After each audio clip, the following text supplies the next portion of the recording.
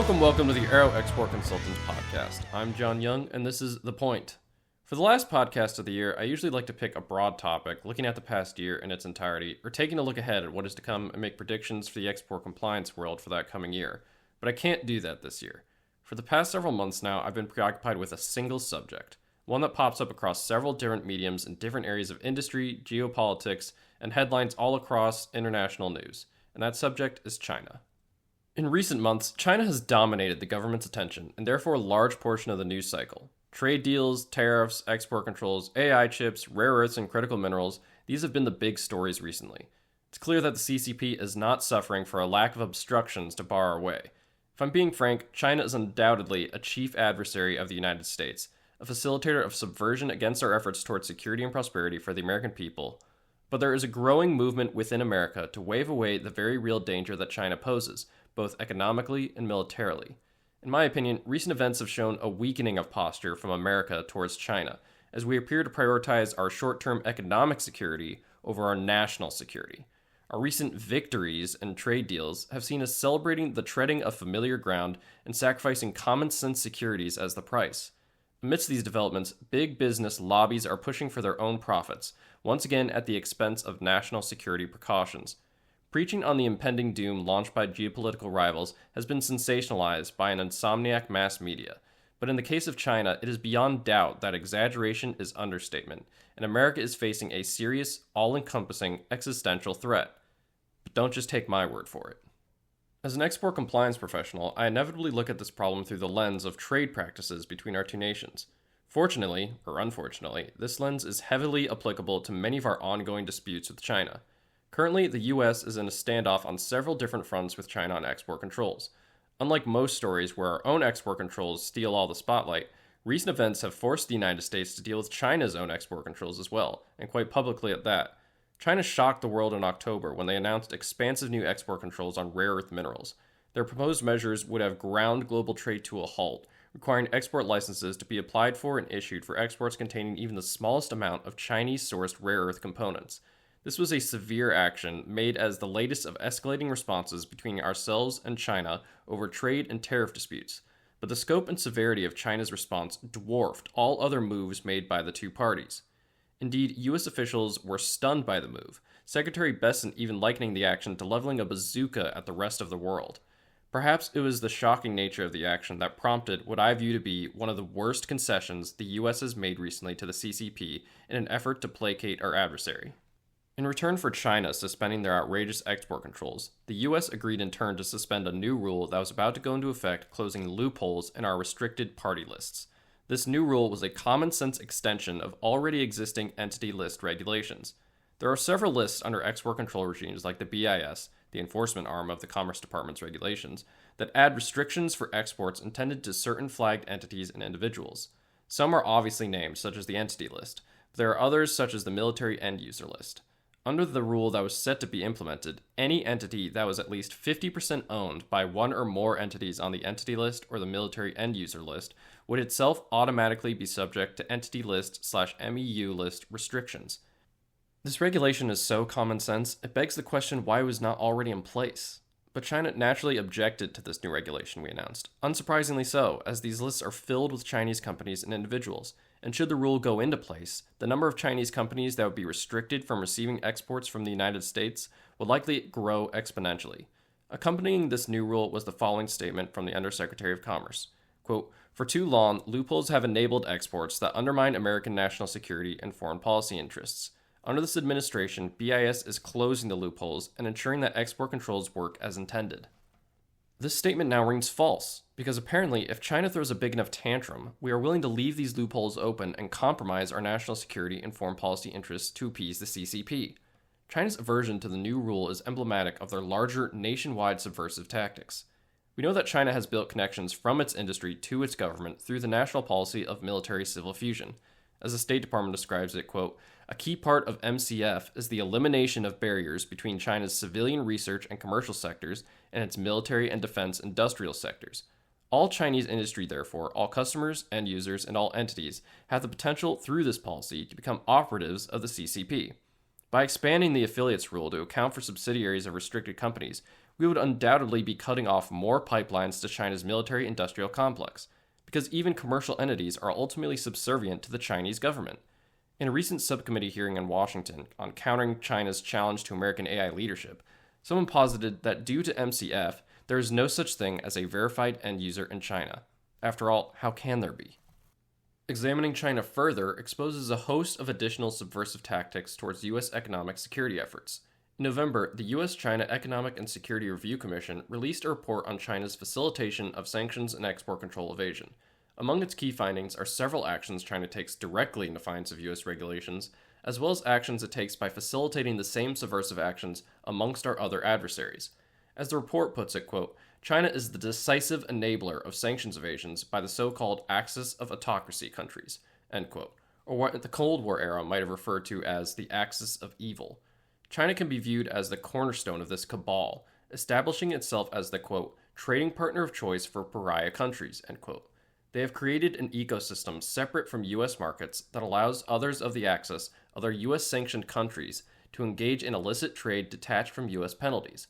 We know they accomplish this through several methods, including hosting the shadow fleet of oil tankers that ferry oil between Russia and Iran. These same ports also act as a prime location for diversion of export-controlled goods, Hong Kong in particular acting as a serious hub of controls and sanctions evasions.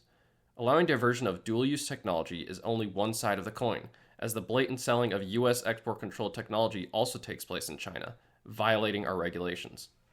These basic facts can fail to paint a graphic picture about what subversion of export controls actually entails. These violations equate to the proliferation of Iran's drone programs, of strengthening Russia's ballistic missile programs, of continuing to sustain Russia's war efforts through energy and dual-use technology, of assisting North Korea's military procurement, and all of these containing transactions involving U.S. manufactured components. China lies like a spider at the center of the web, connecting all of our adversaries through malignant networks, subverting U.S. sanctions and controls, and threatening our national security in the process. And yet there is a growing movement to turn a blind eye to this reality. From my perspective, the U.S. government is sinking into a familiar faulty course of thinking. That China is a like-minded nation that, if shown the open door to fair commerce, will give up their illicit ways and engage in free trade with open hearts and hands. Or if not so flowery, the belief that China should be viewed as purely a market, rather than as an adversary or even as a national security risk. Currently, this movement is apparently growing in strength in certain circles in government. No other evidence is needed for this other than the recent approval to sell NVIDIA H200 chips to China. President Trump made the recent announcement in the midst of several Senate hearings promoting the closure of loopholes in our controls targeting China and explicit recommendations not to sell NVIDIA and higher spec chips to China. These warnings evidently failed as a deterrent to allowing the sale of NVIDIA chips, despite the ironic twist that there is currently an ongoing DOJ case prosecuting 2 U.S. citizens and 2 nationals of the PRC for illegally exporting NVIDIA chips to China, some of the same H200 GPUs that President Trump is freeing. The DOJ is charging those involved with multiple counts that, if applied the maximum sentence, could send those involved to prison for life terms. This points to a disconnect in the current administration. Some recognize the vital need to protect this technology and are willing to enforce measures to do so, while others are focused on economic gains without considering long-term security pitfalls. And these are security pitfalls, no doubt. The reality of advanced chips is that they are directly tied to military technology. As Gregory Allen from the Center for Strategic and International Studies put it before Congress, quote, the idea the United States can lose its advantage in AI and maintain its advantage in military power is simply nonsensical, end quote. And export controls are one of our best protections against this possibility. This attitude of placating China and continuing to negotiate as if they are good faith actors is willful blindness in the face of China's overwhelming transgressions against U.S. interests. China cannot be viewed as an innocent customer base in light of their actions on the world stage, and so far, we have only examined their actions from the export compliance view.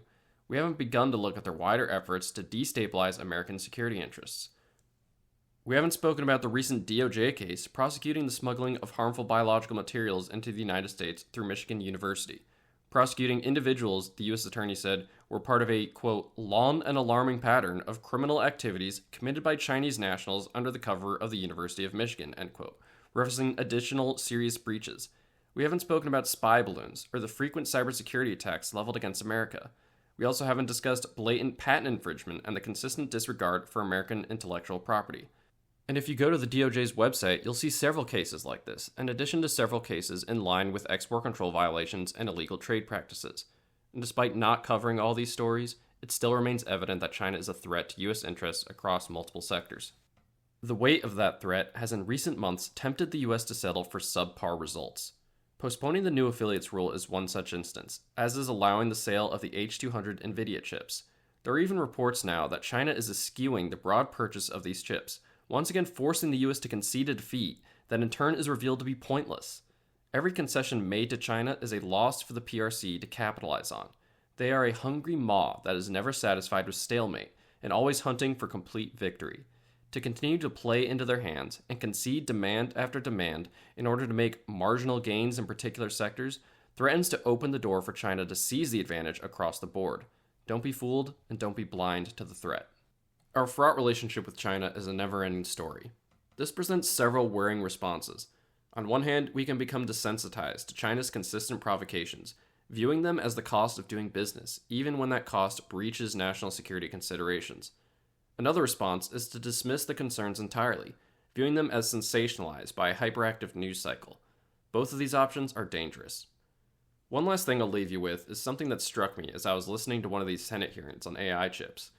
One of the speakers brought up the various metrics that we compare AI chip production capability between the major players in the industry like ourselves and China.